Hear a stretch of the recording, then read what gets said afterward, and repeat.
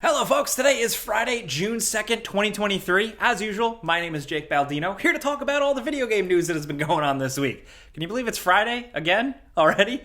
We got a bunch of stuff to dive into. The first thing is CD Projekt Red is not getting bought by Sony. Yes, that may have been a thing you have seen making headlines or being spewed by people on social media. It was a kind of rumor type rumbling thing that came up once again last week. This has come up in the past before, but with essentially the concept that knowing that Sony apparently still has more money in their bank that they're looking to spend on acquisitions, like, they had most recently acquired stuff like Bungie, CD Projekt Red was in their sights. This was the going theory, and apparently it's not a thing because CD Projekt Red themselves came out and said, no, that's not happening. During an earning conference thing with the Polish studio, the CEO went on record saying specifically, nothing has changed on our end. I can repeat what we've been saying throughout the years. CD Projekt Red is not for sale. We want to remain independent. I believe we have an excellent strategy, and it's very exciting to follow our own path. I think they might be playing the long game in at least some ways, shape, or forms. A couple of months ago, as you probably remember, we talked about the whole slate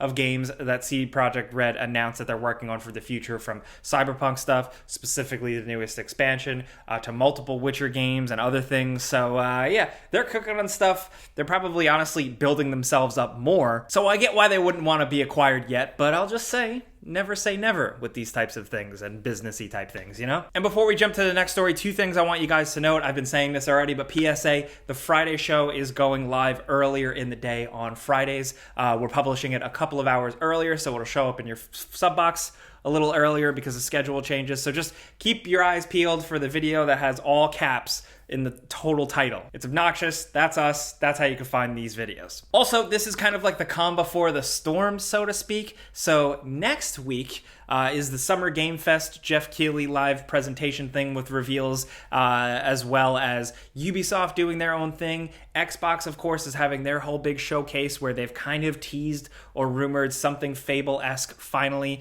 I've been dying to hear about something with that. Also, a look at Starfield. So all that's going to be going on next week. So keep that in mind. We will be making videos on that. I'll be there in person, checking out all that stuff, doing some stuff behind the scenes. So if you happen to be around, say hi. But yeah, with that being said, speaking of CD Projekt Red and that type of stuff, I think it's worth pointing out that some CD Projekt Red developers have jumped off and started their own new studio. These are a handful of veteran developers, producers, and directors from CD Projekt Red who had worked on stuff like The Witcher, with this new studio called Blank. Like that's the name of their studio. That's not me saying, you get it. But they have 10 people right now. They have plans to staff up to over 50. And they said that they don't want to make games with crunch and pressure. And they also want to make games that aren't just copies of other things, other genre trends that we've seen before. They want to go out and try their own new thing. And I love hearing stuff like that. Creativity is going to move games forward. They've also shown off one piece of concept art from a game they're working on, a kind of story-driven adventure, post-apocalyptic type of thing. We don't really know anything about it, but they're already working on something. I guess they're hitting the ground running. So yeah, there's something to look forward to probably many years down the future. But that's a trend right now because we have another studio announcement. But before we do, just a quick word from today's sponsor. Hey, next up, let's talk about the sponsor for this video. We're talking cool tech today with the Witcher 1. Yes, I'm going to wear these the whole time. These are the world's first XR glasses designed for gamers. I've been using these while I've been crushing Zelda Tears of the Kingdom, and it's been quite an experience. So let me explain. Maybe you travel, you just want privacy, or you share a TV with someone else. So instead of dragging around a TV or waiting your turn, why not just have a TV in your glasses? That's the pitch, and it's more awesome than you'd expect. These lightweight adjustable glasses are easy to set up, and you can pair it with your phone, your Nintendo Switch, your Steam Deck, even console games. Enjoy an awesome quality, pixel-free 1080p 60 FPS immersive screen with high color fidelity with a bunch of adjustable settings and private audio speakers powered by Harman. And if you're feeling really crazy, you can actually take advantage of co-op if you have two pairs of glasses. They feel premium and light with a nice finish, a variety of different colors, and this easy to set up magnetic connector. And playing games this way is a lot of fun. They have a bunch of different bundles for different types of consumers, but I recommend the dock pack. Hook up your games, have plenty of juice to play portably, so check it out. Grab your dock pack and get 10% off by using the code gameranx. All you gotta do is click the link in the description down below to go check it out and kind of change up how you play. So the other big studio announcement is, as you guys probably probably know, Netflix has been trying to get their hands in the gaming world, buying up studios, buying up talent, doing all types of moves and stuff like that. And they are now officially working on a new intellectual property, like a new series, new thing, AAA style game, and they're bringing along some heavyweights. Joseph Staten, who you may know from the Halo series as one of the leaders there. Most recently, he came in to right the ship with Halo Infinite, and yeah. There's also a developer from the Coalition and a few other places, and the person that caught our eye is Raf Grassetti, the art director from Sony Santa Monica, who worked on specifically God of War Ragnarok most recently. Yes, he announced his departure, and this is where he's going. So those are a lot of heavyweight people behind this thing. We don't necessarily know what type of game it's going to be. Again, other than that, it is AAA and it's a new thing. We don't even know if it's going to be like a single player, like big budget adventure type thing, or a multiplayer game. Like I couldn't find anything on that unless I'm missing something. So it could be anything like, what if it's Squid Games, but it's Fortnite? Or it could be like Stranger Things, but it's like a Skyrim open world RPG. I don't know, dude. I'm spitballing. Probably none of those things, and honestly, that's good. But yeah, what do you think they're doing? What do you think they're cooking up over there? Do you have any faith in Netflix, especially with how they're taking our damn Netflix away that we're sharing with other people, like account passwords and stuff? Let me know what you think. Next up, some interesting news about Redfall. Now, last week we spent a lot of time talking about PlayStation and their showcase and stuff, but this week there is a pretty big bombshell report from Bloomberg and Jason Schreier doing some insider reporting, investigative journalism, essentially about what went wrong with Redfall. Redfall, as you know, released a kind of middling reviews. I wasn't the biggest fan of it. Apparently, he spoke to some employees who were involved with Redfall. They all spoke anonymously, of course, so there's that. But it seems like a lot of the issues with Redfall are what we kind of suspected. Essentially, the report, which I'll link in the description down below, details the fact that the game originally was going to be more of a live service thing when they started work on it in 2018. It was going to have more store, more shop, more skins types of things. And then they had to kind of pivot when that stuff really started to flare up and people were just so burnt out over it. There was kind of like shaky leadership. Nobody really knew what they were doing with the fact that the game was multiplayer, but they still wanted to make it feel like an arcane immersive sim style game. The fact that a lot of veterans just didn't want to work on a multiplayer-ish focused game, so they left, and then they had trouble hiring new people, so they were understaffed. It seemed like there was a lot of pressure going on here, and then when Microsoft acquired Bethesda and really ZeniMax proper, it seemed like it was ZeniMax's idea from the start to kind of push their developers to make games that would have more microtransactions. And if you ask me, that makes sense. Seeing games like Wolfenstein Youngblood like right before they got acquired. But the report did reiterate Microsoft's hands-off approach. They didn't come in and say, hey, don't make that a live service game anymore, or hey, make this more multiplayer.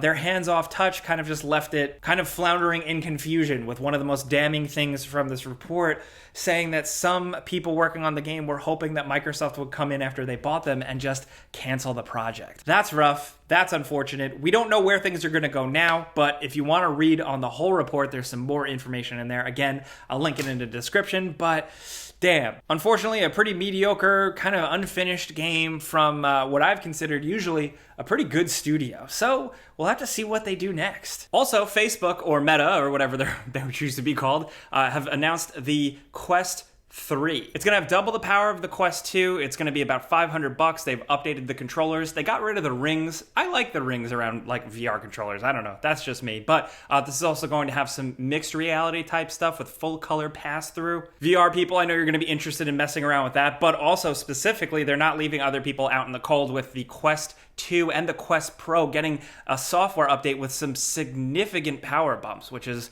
actually really nice. It's kind of like the cherry on top. So yeah, keep an eye out for that. Next up, in a wild, weird story, maybe we should put this in our weird gaming news story of the month, but Yuji Naka, co-creator of Sonic the Hedgehog, and of course the brainchild behind Balan Wonderland, whatever that horrible game was. We talked about him getting arrested months ago, but now it is official.